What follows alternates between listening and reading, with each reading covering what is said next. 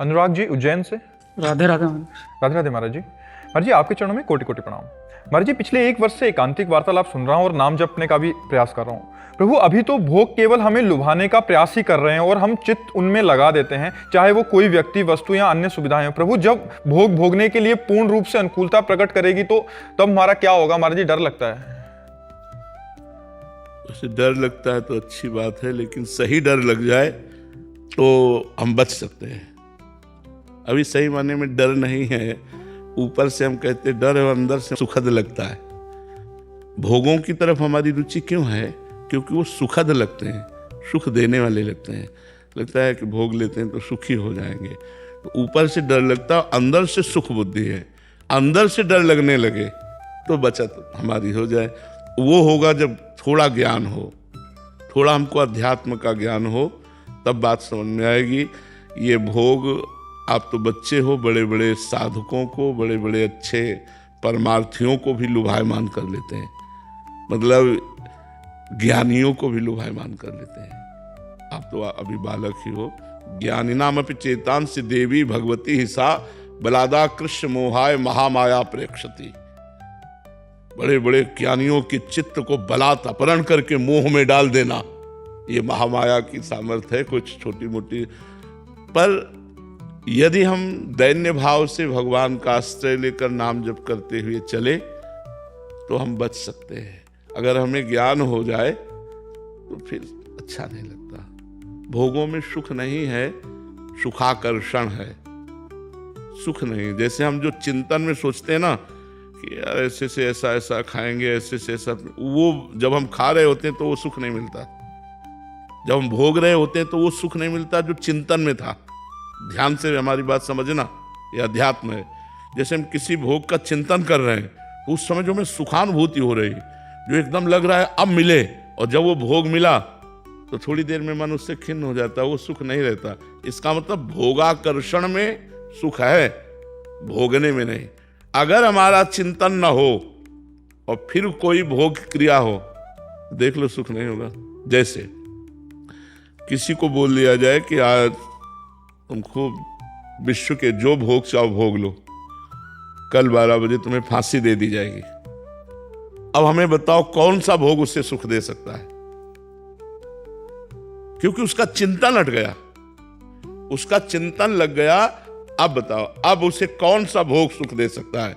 सुंदर स्त्री, सुंदर भोग, सुंदर खान पान, वो कपड़ा, उसको किसी से कोई स्वाद नहीं मिलेगा। क्यों? क्योंकि चिंतन हट गया, चिंतन मृत्यु में लग गया कि कल 12 बजे तुम्हें फांसी दे दी जाएगी। तो जिसमें सुख है तो उसमें है, चाहे जिस परिस्थिति में है। परमात्मा में सुख है तो फांसी की सजा सुनने पर भी मुस्कुराहट होगी। जैसे श्री दाम नाम के एक भक्त थे, वो बड़े करुणाशील थे। भक्त में करुणा होती, दया होती। तो वो बादशाह के खजांची थे। तो जैसे कोई गया हो, महाराज मैं गरीब आदमी हूं, बेटी का ब्याह है, तो खजाने से वो दे देते।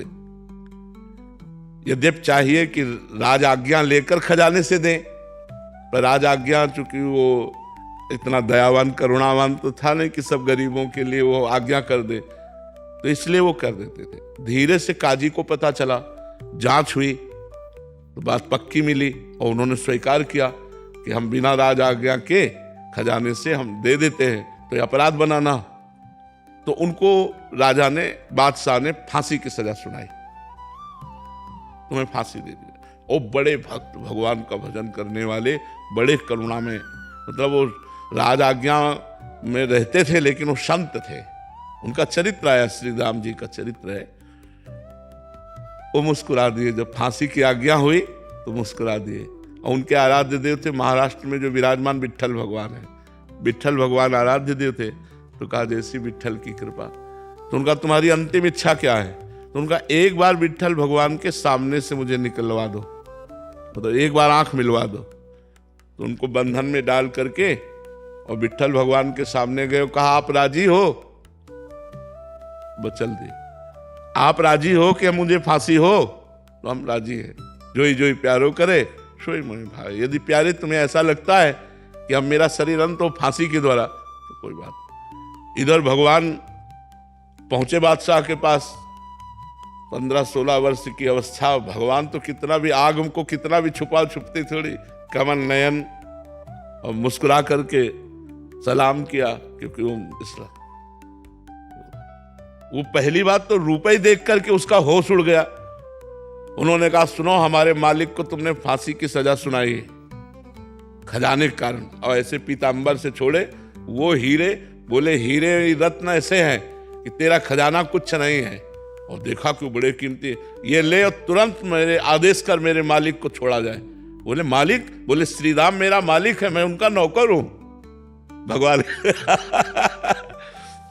तो बोले श्रीराम ने तो कभी बताया नहीं, बोले इतने गुप्त है कि पूछो मत, हमने मना किया कि तुम्हारी नौकरी ना करे, तुम्हारे पास ऐसे खजाने में है ही नहीं रत्न और हीरे जैसे हमारे मालिक के पास है।